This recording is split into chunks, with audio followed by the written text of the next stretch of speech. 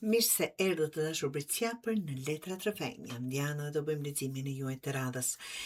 Kësaj radhe, një pyetje që kam bërë letrave para se t'i hap është: për çfarë duhet japësh syt Britsjapi këtë javë? Britsjapi, ky lexim nuk është as pak i butë, dhe mirë që nuk është, sepse këtu kemi disa letra që lidhen drejt për drejt me mendimin, komunikimin dhe vendimin të dashur.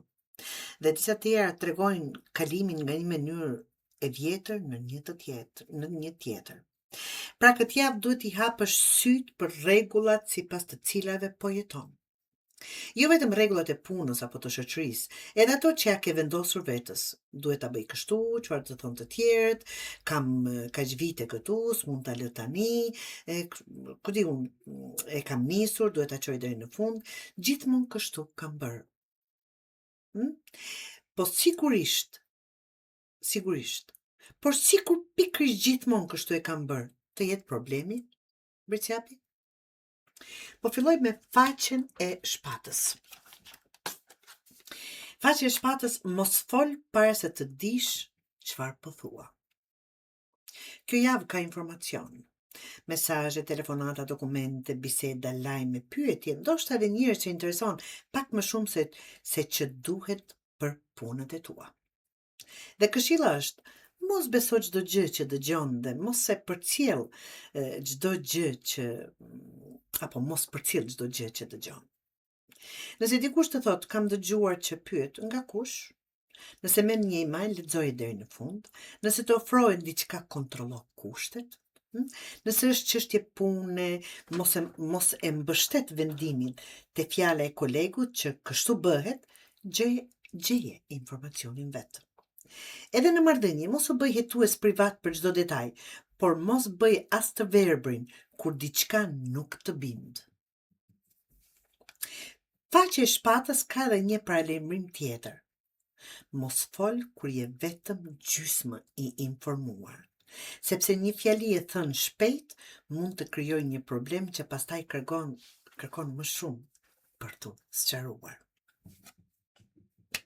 Këtu na vjen Kryepeshkopi. Kryepeshkopi, të dashur Britsjapër, thot: jo çdo rregull meriton të ndiqet vetëm sepse është e vjetër. Këtu dua ta qortoj pak Britsjapin. Ti e do strukturën, Britsjap, e do sigurinë, e do të dish kështu bëhet, por këtë javë pyet veten: kush tha që duhet bërë kështu? Në punë mund të jesh duke mbajtur një përgjegjësi sepse gjithmonë e kam bërë unë. Në familje mund të jesh personi që gjithmonë rregullon problemet e të tjerëve. Në marrëdhënie mund të tolerosh diçka sepse mendon se në një lidhje duhet të durosh. Jo. Në një lidhje duhet të bashkëpunosh. Nuk duhet të durosh pafund.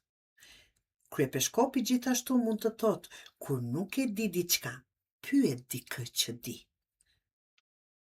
Po të duhet kontabilisti, mjeku, juristi, bank, shef, institucion, person me përvojë. Mos kërko këshill profesionale te kushëririt që e ka dëgjuar diku. Do thot me këmbë në tokë. Dhe vim tek letra 0.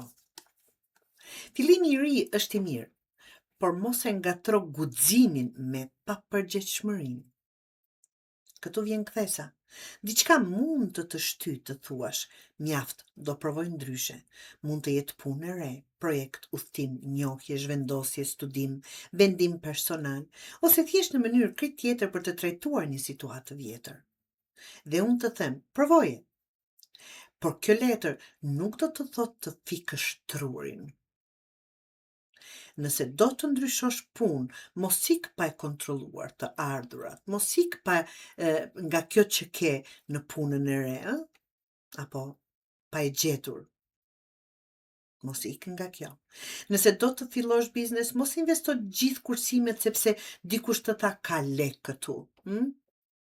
Nëse një dikë të ri, kënaqu, por mos projekto martesën pas 3 bisedave. Dua të them që me këmbë në tokë, pra. Se ka të reja, nëse udhton, kontrollo biletën, dokumentat, hotelin, liria është shumë e bukur, por liria pa plan mund të bëhet një burg i vërtet. Do thot fillime të reja, por me mend në kokë. Kemi mbretëreshën e shpatës. Thua jo, pa patur nevojë të shkruash roman për ta justifikuar atë jo. Kjo është një nga këshillat më të rëndësishme për Briciapin këtë javë. Vendos kufi. Mos u shpjego pafund. Nuk mundem, nuk më përshtatet, nuk jam dakord, nuk dua, janë fjali të plota.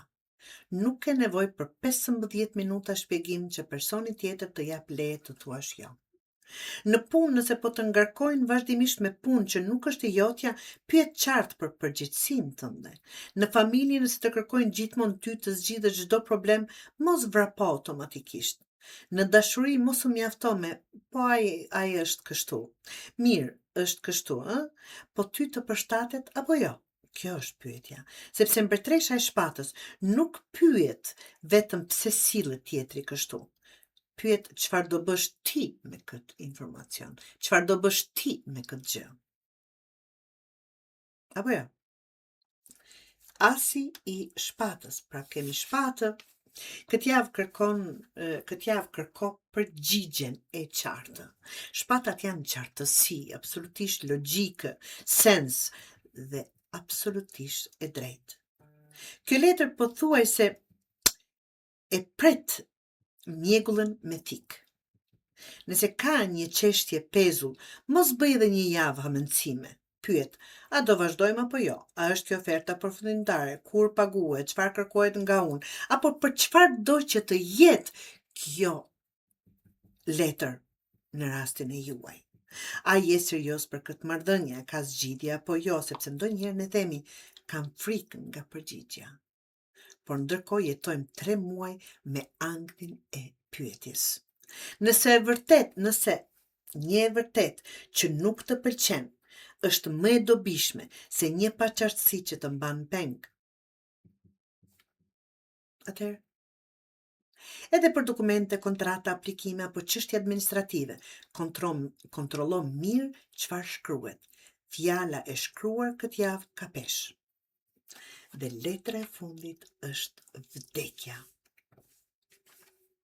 Mos bëj reanimacion aty ku diçka e ka mbaruar punën e vet. Dhe ja ku arrim te letra që përmbledh gjithë leximin, të dashur Briciapër. Vdekja nuk flet domosdoshmërisht për ndarje. Më flet për përfundim.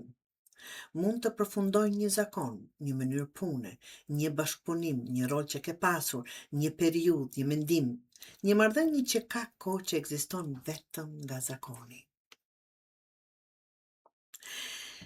Ose mund të marrë fund një problem, që uroj të jetë kjo për të gjithë ju Briciapërit. Pra, mos e shiko automatikisht negativisht. Pra, por këshilla është e fortë.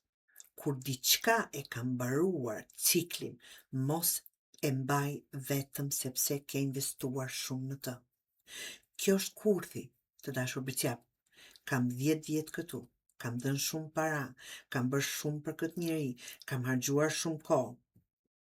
Po mirë, pyetja nuk është çfarë ke dhënë dje. Pyetja është, nëse vazhdoj edhe një vit, çfarë do marr?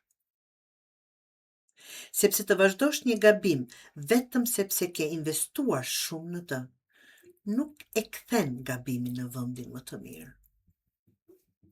Çfarë duhet t'i hapësh syt këtë javë, Briciapi?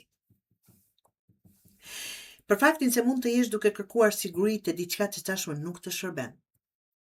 Faqe e shpatës kontrollo informacionin. Pyet rregullat që po ndjek. Mos ki frikë të provosh ndryshe. Vendos kufi. Asi i shpatës kërko të vërtetën. Dhe vdekja prano kur një kapitull ka përfunduar. Dhe qortimi i javës, ta them kështu për Briciapin, është ky. Mos e quaj besnikri, të dashur Briciapër, faktin që nuk e guxim të largohesh nga diçka që nuk funksionon më. Besnikëria ka vlerë kur ka diçka për të ruajtur. Besnikëri është ti jesh besnik vetes tënde. Përndryshe, bëhet zakon. Si detyrë shtëpie, ta them kështu, merr një gjë që e ke shtyrë prej kohësh. Ndoshta atë telefonat, atë vendim, atë dokument, atë bised, një jo, një po, një mbyllje dhe zgjidhe, jo ta mendosh përsëri, ta zgjidhësh. Sepse nga faqe e shpatës deri te asi i shpatës të dashur, kemi mendim, informacion dhe qartësi. Ndërsa letra e zeros dhe vdekja thonë se pasi e ke kuptuar të vërtetën, duhet të ndryshoj edhe sjellja. Të dashur biçapër, mos vazhdo pra një rrugë vetëm sepse ke bërë shumë kilometra, nëse të çon në vendin e gabuar. Apo po kthehesh aty ku ishe.